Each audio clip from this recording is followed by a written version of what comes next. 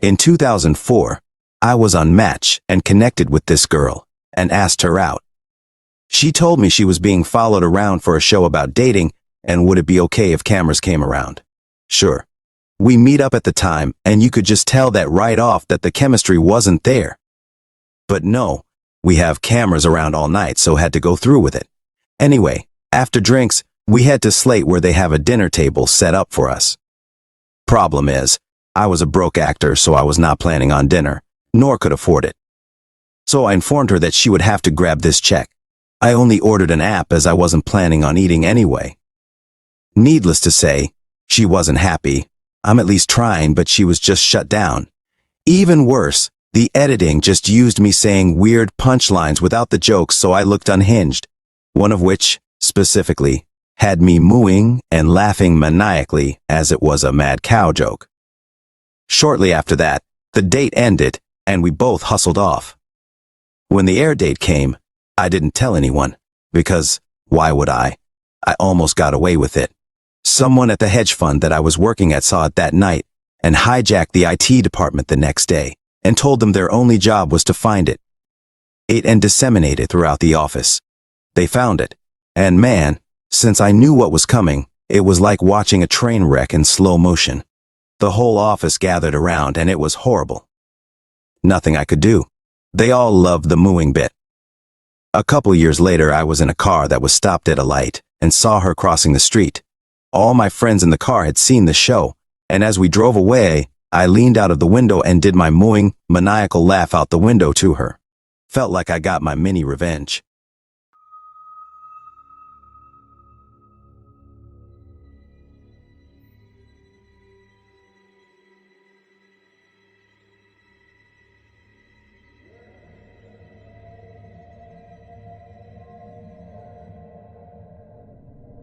I once had a first date with a woman named Seema, who smoked incessantly, even throughout dinner, as passive-aggressively as possible.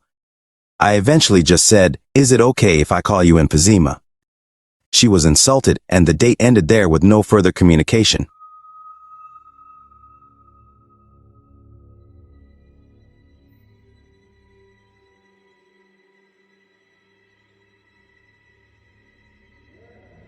The problem was that the date was on January 1, and everything was closed for the new year.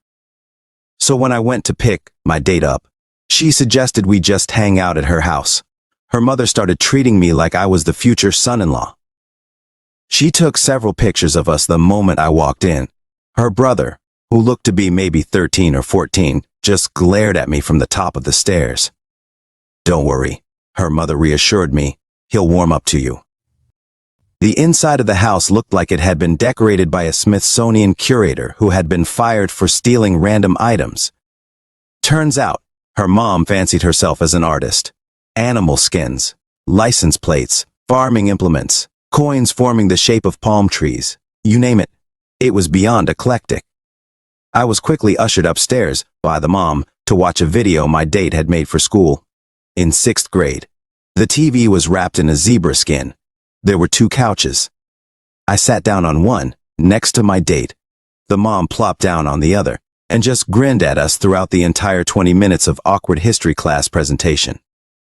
The brother sat down next to me, apparently warming up to me. 5 minutes in, my date picked up my arm and put it around her, cuddling up to me. A little forward of her, but I was okay with it. Then her brother did the exact same thing with me. The mother just continued to beam at the 3 of us. With my arms around both of her kids. I've never felt more awkward in my entire life. After the video, my date suggested we play pool in the basement, just the 2 of us.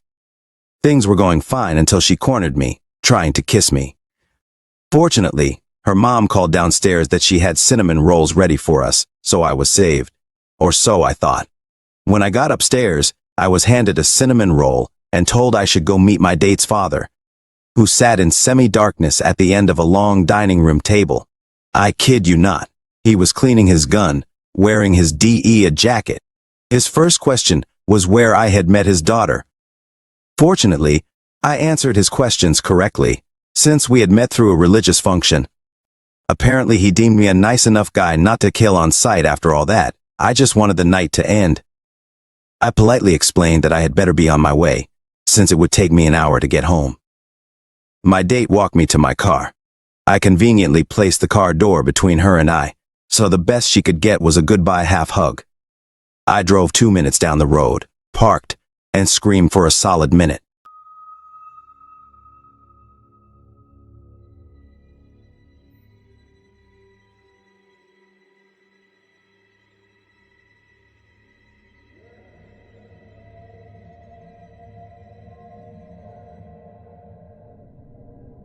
A guy took me to a good restaurant in Asheville, North Carolina. Then afterwards wanted to hang out. We went to a local beer place called Jack of the Wood. I don't drink, so he offered to get me a soda. I am also claustrophobic and don't like being around too many people. This night, the place was at max.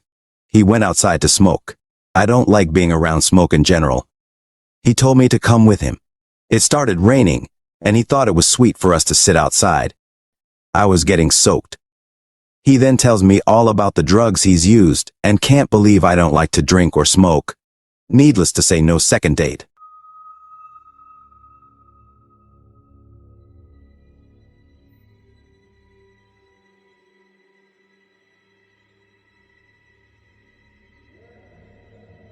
I met him at an event and completely forgot about it. Then saw his number in my phone book, no name next to it, and thought it belonged to someone else. So I texted. We started talking, and I was mystified about who he was. But he convinced me to meet him at a bar nearby. I still did not remember him upon seeing him, and we spent the next hour arguing. He thought my issues would be solved if I married him, and I thought that his total inability to imprint on my consciousness probably meant that we were not a good match.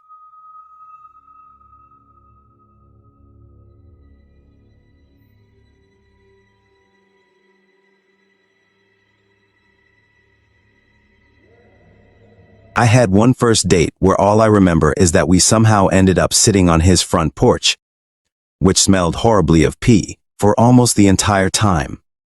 I didn't want to go into his house, for obvious reasons, but the yard smelled even worse. The question is, why did I go to his house in the first place? Not like me at all. Probably my dog had something to do with it. That was one of a few terrible dates I met on OKC.